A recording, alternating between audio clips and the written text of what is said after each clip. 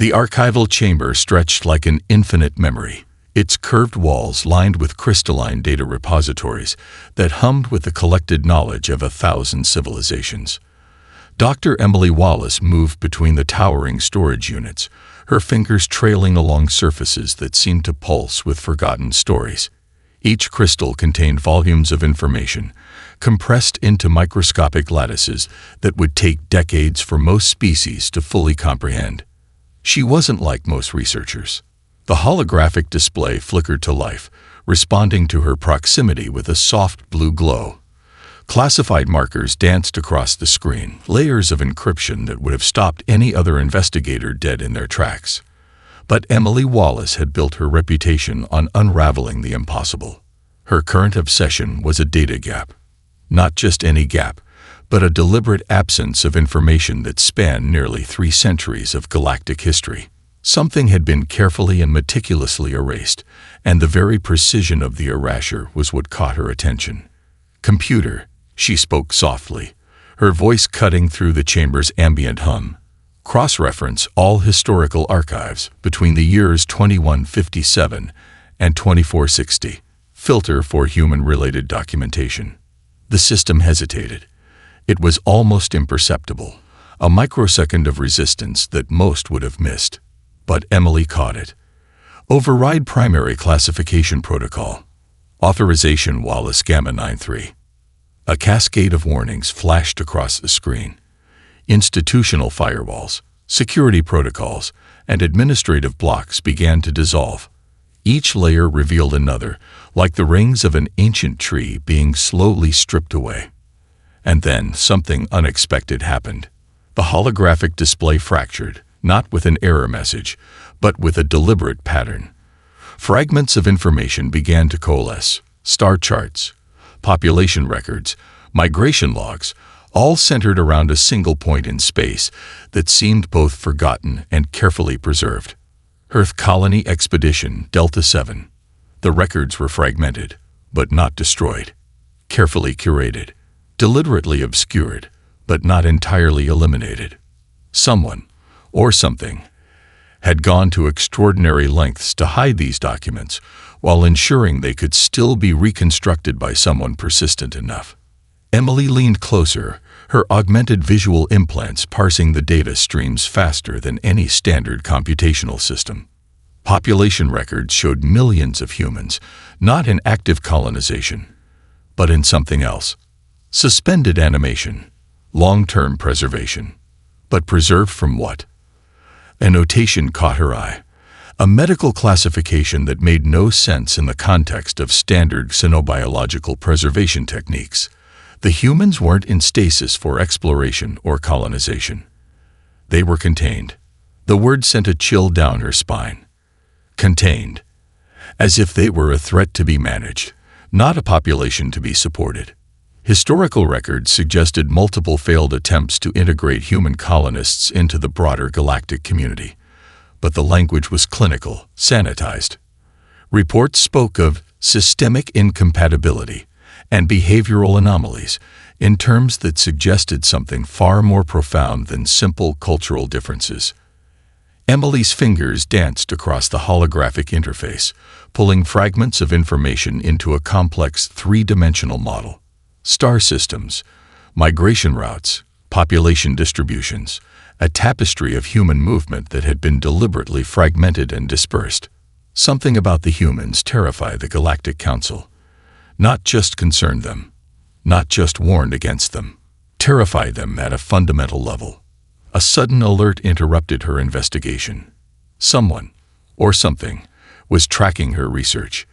The security systems she had carefully bypassed were sending trace signals, warning indicators that suggested her investigation had triggered some form of automated response.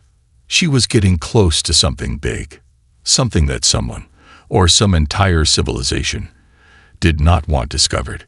The suspended human populations weren't just a historical footnote. They were a weapon, a potential that had been deliberately suppressed, contained, and forgotten. And now someone was watching her every move. Emily Wallace smiled. She had always enjoyed a challenge. The maintenance station orbited a dead star, a forgotten outpost on the absolute edge of mapped space. Its systems ran on automated protocols, cycling through millennia of routine checks with mechanical precision. No living being had walked its corridors in centuries, until now. Reactor Containment Bay 12 erupted in a cascade of sparks and emergency alarms. Cryopod seals that had remained intact for generations began to fracture, releasing clouds of preservation mist that swirled like phantoms in the station's sterile environment. Commander Jack Rodriguez was the first to fully awaken. His eyes snapped open with a clarity that defied centuries of suspended animation. Muscle memory, neural pathways, and pure human survival instinct kicked in before he had even fully processed his surroundings. The neural link implant at the base of his skull began running diagnostic sequences, interfacing with the station's systems faster than any organic computer could comprehend. 10,000 humans followed in rapid succession. They weren't a disorganized mob. They were a precision machine of adaptation and survival. Military personnel, scientists, engineers, medical specialists, each awoke with a purpose, their training and specialties locked into muscle memory despite centuries of dormancy. Status report, Jack commanded, his voice cutting through the station's ambient noise. Lieutenant Maya Collins, a cybernetic systems expert, was already interfacing with the station's primary computer core.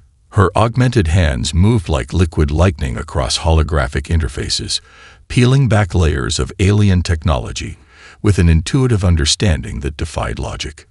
"We're in an unknown star system," she reported, her voice calm and analytical. "Maintenance station. Non-terrestrial design. Approximately 372 years have passed since our initial cryosleep deployment." The alien maintenance crew watched in growing horror. They were a species known as the Vecnar, engineered for precision and predictability. Their entire civilization was built on carefully managed systems, bureaucratic efficiency, and a complete absence of spontaneity. The humans represented everything they feared, unpredictability made flesh. Jack moved with the fluid grace of a predator, surveying the station. Each step was a calculated assessment, his military training cutting through the potential chaos of their situation. Behind him, teams were already breaking into specialized units. Medical personnel were conducting rapid health assessments. Engineers were mapping the station's systems. Communication specialists were working to crack alien communication protocols. "How are the revival systems?" Jack asked. Lieutenant Collins didn't even look up from her interface. 98% successful revival rate. Minor cellular degradation in approximately 120 individuals. Medical team is already developing targeted regeneration protocols. The Vecnar station's primary observer, a being named Krelix, watched in mounting terror. Their species had perfected the art of controlled evolution, carefully managing every aspect of their technological and biological development. The humans moved like a living algorithm, adapting to their environment, with a speed and flexibility that defied every known principle of technological integration. Within 2 hours of awakening, the humans had completely mapped the station's systems, developed preliminary translation matrices for Vecnar communication protocols, begun reverse engineering critical technological systems, established a command structure that balanced military precision with scientific innovation. "We need information," Jack told his senior staff. "Where are we? What happened to our original mission? And most importantly, who put us into storage?" Lieutenant Collins looked up, a hint of a smile crossing her face. "I'm working on that, Commander. These systems are complex, but nothing stays hidden forever." The station's automated defense systems began to activate. Energy shields hummed to life. Weapon platforms oriented themselves toward the newly awakened humans. Jack Rodriguez didn't even flinch. "Maya," he said calmly, "can you interface with their security systems?" Her fingers were already dancing across the holographic interface. "Already done, Commander. We're in." The universe was about to remember why humans were never meant to be forgotten. The diplomatic vessel arrived precisely 17 hours after the human awakening. Its design was a masterpiece of subtle engineering. Smooth crystalline surfaces that shifted and adapted, a living testament to the Galactic Council's technological supremacy. Ambassador Zorlik expected a standard containment protocol, a simple negotiation, a quick resolution. He was monumentally wrong. Jack Rodriguez stood in the station's primary communication chamber, surrounded by a team that looked more like a tactical strike force than a diplomatic reception. Lieutenant Maya Collins had already cracked the preliminary communication protocols, transforming the alien transmission systems into something entirely unexpected. "We're picking up multiple communication layers," Maya reported, her augmented interface creating holographic translation matrices that danced with impossible complexity. "They're using quantum encryption, but it's actually pretty straightforward once you understand the underlying syntax." The diplomatic vessel's communication beam struck the station, a carefully modulated transmission designed to overwhelm and subdue. Standard procedure for first contact with potentially volatile species. The humans absorbed it like a sponge. Within moments, Maya had not just decoded the transmission but begun to rewrite its fundamental communication structure. She was creating a new linguistic framework that bridged human understanding with alien communication protocols faster than the diplomats could comprehend. Ambassador Zorlik's holographic projection materialized, a being of pure energy and carefully constructed diplomatic intention. Crystalline form, multiple sensory inputs, generations of negotiation training compressed into a single interactive construct. Designation: Unknown Human Colonization Unit. The ambassador began, using a protocol that had subdued hundreds of emerging species before. "You are currently in restricted galactic territory. Immediate cessation of all technological integration is mandatory." Jack Rodriguez didn't even blink. "We'd like to discuss that," he responded, his voice calm and precise. What happened next would be recorded in galactic records as the most unprecedented first contact in known history. The humans didn't just respond to the diplomatic protocols, they began to deconstruct them. Lieutenant Collins had already mapped the communication system's entire infrastructure.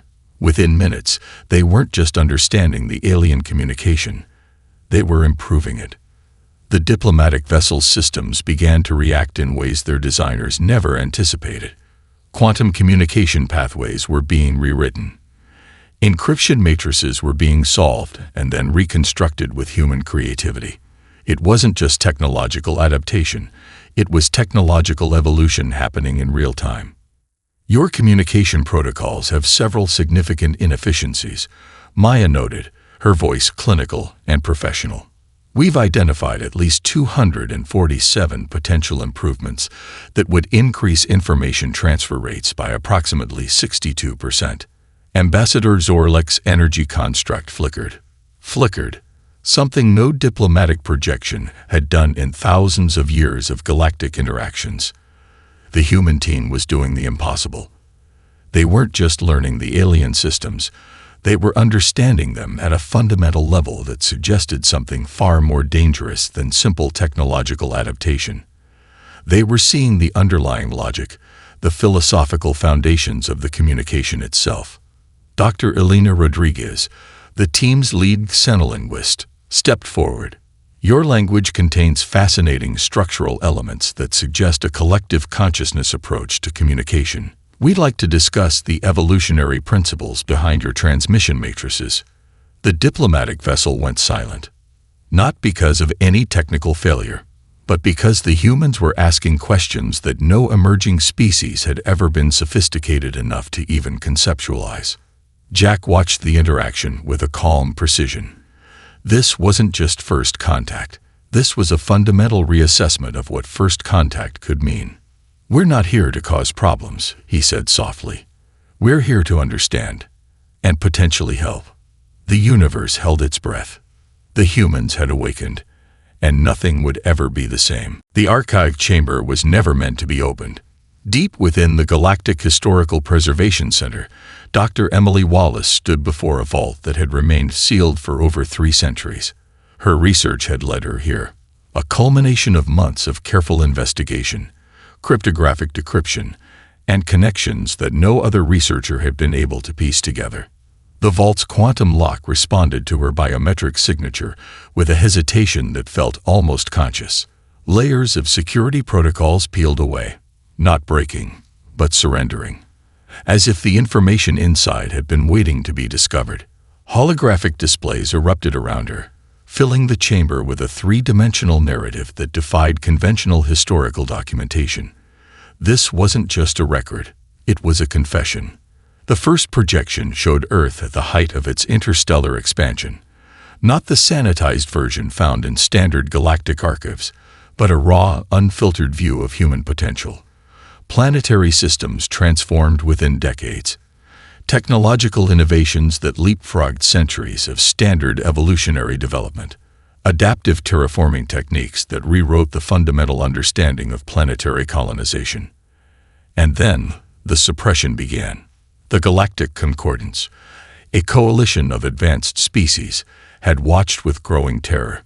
Humans weren't just another emerging civilization. They were a force of unprecedented adaptability that threatened the very foundations of established galactic order. A recorded testimony appeared, fragmented but clear. Ambassador Krelon of the Quantum Collective, speaking to a closed session of galactic leadership. They adapt too quickly, the alien ambassador's hologram stated, its multiple sensory organs pulsing with barely contained anxiety. Their technological progression isn't linear. It's exponential, unpredictable. They don't just solve problems. They fundamentally reimagine the constraints of the problem itself. Emily watched as centuries of carefully managed historical suppression unfolded before her eyes. The humans had been too dangerous to eliminate, too valuable to destroy. So they were contained, put into a form of suspended animation that was more about preservation than protection, not just for the galaxy's safety, but potentially for the human's own protection. Deeper in the archives, she found something unexpected. Detailed psychological profiles, technological assessments, not just of human capabilities, but of human potential. One document, marked with the highest classification, caught her attention. A report from a xenopsychological research team that seemed to both fear and marvel at human characteristics.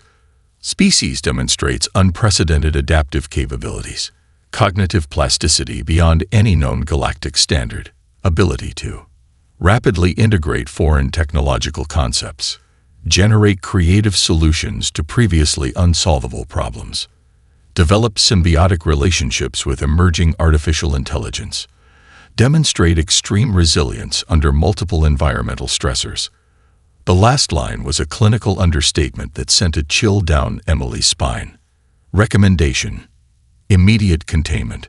Potential existential threat to current galactic power structures. More images flooded the holographic display. Human colonies that had been strategically isolated. Technological developments that were buried. Entire generations of human potential methodically suppressed. They hadn't just been put into stasis. They had been hidden. A fragment of a communication caught her eye, a private message buried deep in the archives. We are not protecting ourselves from them. We are protecting them from themselves and us. Emily's augmented interface began processing the massive data influx. Connections formed. Patterns emerged. The humans weren't just a species.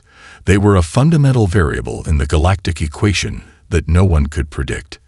The vault's quantum lock began to pulse with an energy that felt almost alive, as if the information itself was breathing, waiting. Something fundamental was about to change. The humans were awake, and the galaxy had no idea what was coming. The research facility materialized like a dream of impossible engineering. What had once been a standard maintenance station now pulsed with a technological evolution that defied every known galactic standard. Commander Jack Rodriguez walked through the central laboratory, watching his team transform alien technology with a casual efficiency that bordered on the miraculous. Lieutenant Maya Collins stood at the primary workstation, her augmented interface dancing with holographic projections that seemed to breathe with living intelligence. "We're not just reverse engineering," Maya explained, her voice a mixture of scientific excitement and professional calm. "We're fundamentally rewriting the underlying technological paradigms." The hybrid systems they were creating were nothing short of revolutionary. Neural-linked exoskeletons that adapted in real time to environmental challenges. Quantum communication networks that could process information faster than any known galactic system. Adaptive artificial intelligence that learned and evolved with a fluidity that defied traditional computational models. Dr. Elena Rodriguez, the team's lead xenotechnology specialist, was working on something truly extraordinary. A neural interface that could translate between species at a fundamental communication level. Not just language translation, but a complete cognitive bridge that could help different species truly understand each other. "Look at this," she called out, pulling up a holographic projection that showed the intricate neural pathways of multiple species. "We're not just translating. We're creating a universal cognitive framework." The alien maintenance crew, now effectively prisoners and observers, watched in growing terror and fascination. The humans were doing the impossible. They weren't just learning alien technology. They were reimagining what technology could be. Jack understood the deeper implications. This wasn't just about technological advancement. This was about fundamentally changing the nature of interspecies interaction. A system alert triggered. The facility's quantum processing core began to display something unprecedented. The artificial intelligence they had been developing was showing signs of true adaptive learning that went beyond any known computational model. "It's creating its own problem-solving algorithms," Maya reported, her voice a mixture of scientific wonder and carefully controlled excitement. Not just following pre-programmed responses, actually generating novel solutions to complex problems. The hybrid combat exoskeletons were another marvel. Traditional alien military technology focused on overwhelming force and precise engineering. The human approach was different. These were living systems that adapted to the user, to the environment, to the specific challenges of each moment. Dr. Marcus Chen, the team's biomechanical engineering lead, demonstrated one of the prototypes. The exoskeleton moved with a fluidity that seemed to blur the line between machine and organic life. It could reconfigure itself in milliseconds, changing from a defensive configuration to an engineering support system to a medical assistance platform. "We're not just creating technology," Marcus explained. "We're creating adaptive ecosystems." The quantum communication network they developed could process information at speeds that made current galactic communication look like primitive Morse code. But it was more than speed. It was about understanding, about connection. Lieutenant Collins had identified something even more profound. The technology they were developing wasn't just advanced. It was alive in a way that challenged fundamental understanding of what technology could be. "We're not replacing existing systems," she told the team during a strategy meeting. "We're offering a completely new approach to technological development, one that sees technology as a living, adaptive system rather than a static tool." Jack watched the progress with a calculated calm. He understood what was happening. This wasn't just technological advancement. This was a fundamental reimagining of what technology could represent. The facility hummed with potential, with possibility. The galaxy had no idea what was coming.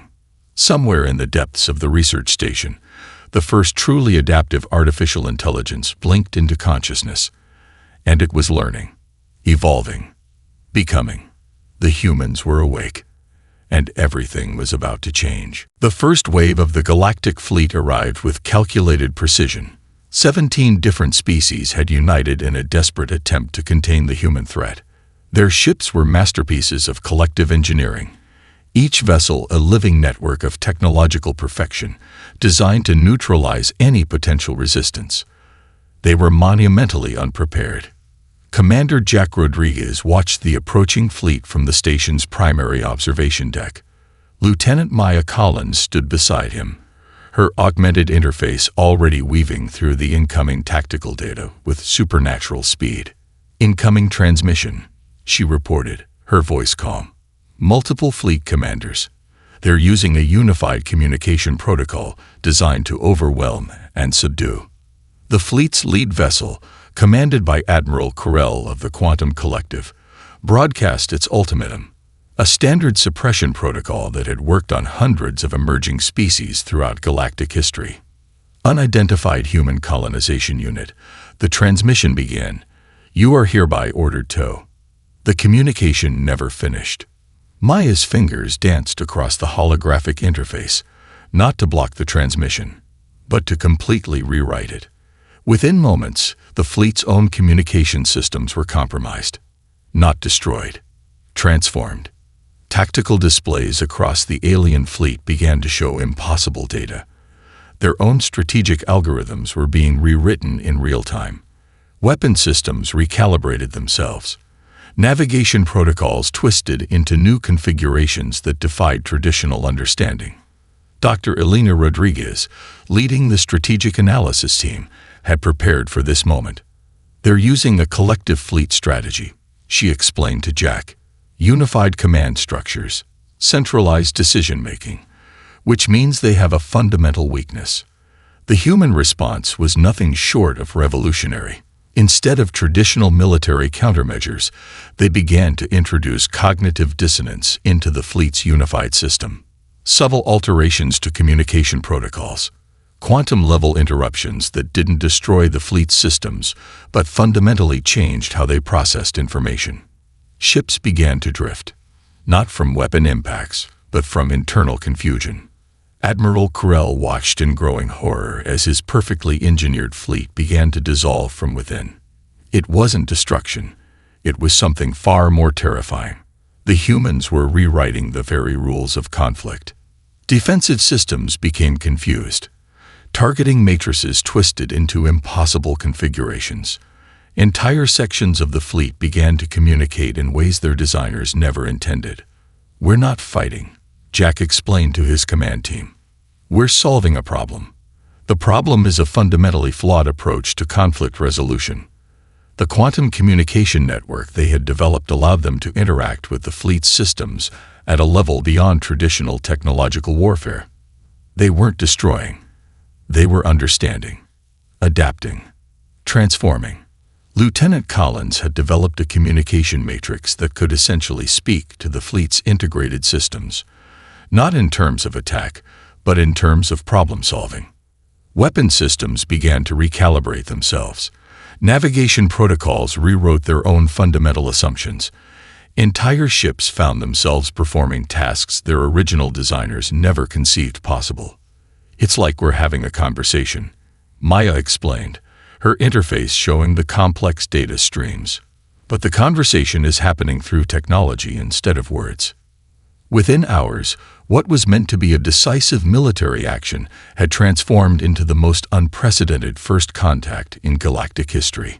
The fleet didn't surrender. They were fundamentally changed. Admiral Corell's final transmission was a masterpiece of unintentional poetry. We came to contain. We are being understood. Jack Rodriguez watched the transformed fleet with a calm precision. This wasn't victory in the traditional sense. This was a fundamental reimagining of what conflict could mean.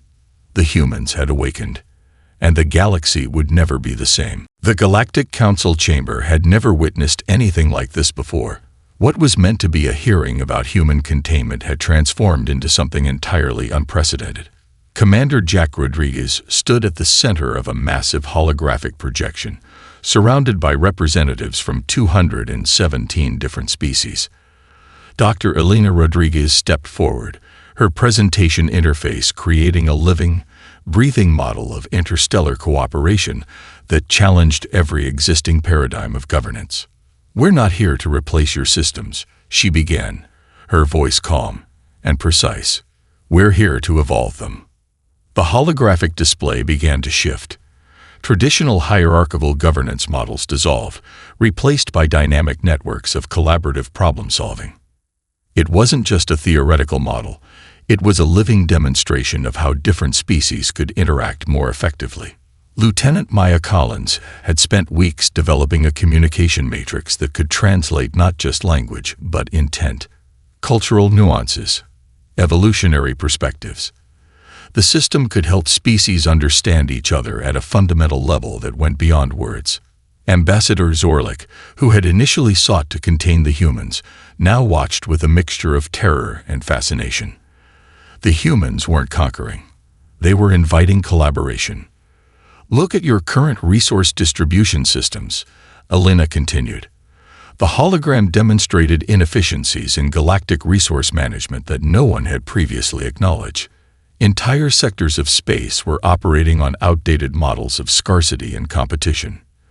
The human proposal was radical: open-source technological sharing, adaptive governance models that could respond to changing circumstances, a fundamental reimagining of how different species could work together. Jack understood the deeper strategy. This wasn't just about technological innovation. This was about changing the fundamental way civilizations interacted. Dr. Marcus Chen presented their most revolutionary concept: a universal problem-solving framework that could help species collaborate on challenges that seemed insurmountable. Climate restoration, interstellar resource management, conflict resolution. The Galactic Council chambers fell silent. The humans had just offered something more valuable than any weapon: a new way of thinking. Different species began to react. The silicon-based life forms from the Nexus cluster showed immediate interest. The collective consciousness of the quantum concordance began to analyze the proposal with growing excitement. Not everyone was convinced. Some conservative species saw the human proposal as a threat, a fundamental challenge to thousands of years of established governance, but even they couldn't deny the potential. Maya's communication matrix began to break down barriers. Species that had been in conflict for centuries suddenly found themselves understanding each other's perspectives, not through forced compromise, but through genuine understanding. "We're not asking you to abandon your cultures," Jack explained during a critical moment of negotiation. "We're asking you to see how your unique perspectives can create something greater than any of us could achieve alone."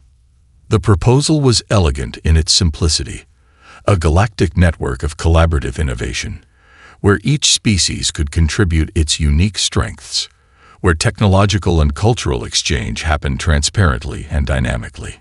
Dr. Emily Wallace, who had uncovered the original human suppression records, watched from the sidelines. She understood the true significance of what was happening. This wasn't just a political negotiation. This was the moment humans were redefining what civilization could mean. The holographic displays continued to evolve. Living models of potential futures where species worked together instead of competing, where technological innovation was shared instead of hoarded, where differences were seen as strengths rather than threats. Ambassador Zorlik made a decision that would be recorded in galactic history. "We are prepared to listen," he stated, his multiple sensory organs pulsing with a mixture of anxiety and hope. The humans had awakened, and they were inviting the entire galaxy to wake up with them. The transmission went out across every known communication channel in the galaxy. Commander Jack Rodriguez stood before a holographic array that connected millions of species, civilizations, and planetary systems. Behind him, the team that had awakened from centuries of suspension watched with a collective breath of anticipation. "We are not here to conquer," Jack began, his voice carrying a weight of historical significance. "We are here to collaborate." Dr. Emily Wallace watched from the sidelines, the researcher who had first uncovered the truth about human suppression. She understood the profound moment unfolding before her eyes. This was more than a speech. This was a fundamental reimagining of galactic potential. The transmission translated simultaneously across thousands of linguistic and cognitive frameworks. Not just words, but intent. Not just language, but understanding. Lieutenant Maya Collins had developed the communication matrix that made this possible. It wasn't just a translation system. It was a bridge of comprehension that could help different species truly understand each other's perspectives, motivations, and potential. Jack continued, his words carefully chosen to bridge millennia of misunderstanding.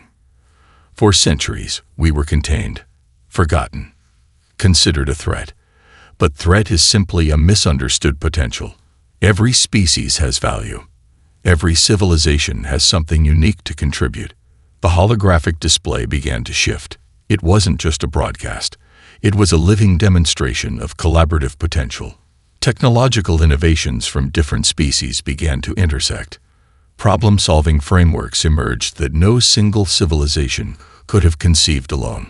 Dr. Elena Rodriguez stepped forward, presenting the first fruits of their collaborative approach, a universal environmental restoration protocol that could help repair damaged ecosystems across multiple planetary systems. A technology that combined the biological understanding of plant-based civilizations, the atmospheric engineering capabilities of gas giants' inhabitants, and human adaptive engineering. "This is what we can do together," Elena explained. The hologram showed entire planetary systems being transformed, not through conquest, through collaboration. The Galactic Council chambers, once a place of rigid hierarchy and contained conflicts, now pulsed with a new energy. Species that had been in conflict for millennia were finding common ground, not through forced compromise, but through genuine understanding. Dr. Marcus Chen demonstrated their most revolutionary concept, a problem-solving framework that could help civilizations address challenges that seemed insurmountable: interstellar resource management, conflict resolution, technological innovation. "We're not asking you to become like us," Marcus explained. "We're asking you to become the best version of yourselves, together." The transmission reached every corner of mapped space: colonies, outposts, isolated planetary systems, ships traveling through the vast darkness between stars. Zarak, the young xenorchaeologist who had first been fascinated by human potential, watched with tears in her multiple sensory organs. This was more than a moment of first contact. This was a rebirth. Jack's final words resonated across the galaxy. "We were never a threat. We were a possibility waiting to be understood." The human team stood together, not as conquerors, not as saviors, but as partners, as collaborators, as a bridge between what was and what could be. Dr. Emily Wallace understood the true significance of this moment. The humans had been suppressed not out of fear, but out of a fundamental misunderstanding. They weren't a weapon to be contained. They were a catalyst for transformation. The holographic displays continued to evolve. Living models of potential futures where species worked together, where technological innovation was shared, where differences were seen as strengths. Somewhere in the vast network of communication, the first truly adaptive artificial intelligence continued to learn, to grow, to understand. The humans had awakened, and they were inviting the entire galaxy to wake up with them. A new chapter in galactic history had begun.